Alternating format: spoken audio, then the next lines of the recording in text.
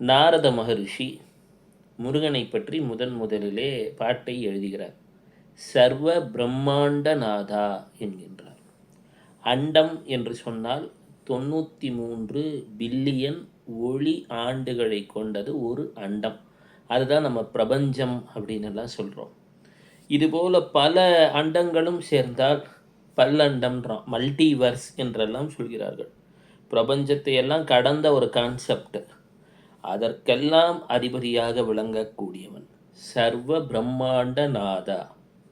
நாதன் என்று சொன்னால் சித்தர்களுக்கெல்லாம் தலைவன். பல்லாயிரக்கணக்கான கோடி சித்தர்களுக்கு தலைவனாக விளங்கக்கூடியவர் என்ற சொல்லை உடையது நாதன் என்று பெயர். அப்பெரும் முருகப்பெருமான் எங்கே கட்டுப்படுவான் என்று நாரத முனி சொல்கிறார். ஒரு பசுமாட்டுக்கு ஒரு அருகம்புல்லை கொடுக்குறாங்க ஒரு கண்ணுக்குட்டிக்கு.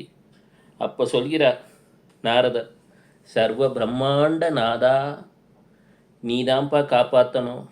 நான் சொல்லக்கூடிய என் குறையை கேட்டு என் துன்பம் தீர வேண்டும் என்று காரிய சித்தி மந்திரமாக சொல்கின்றார்.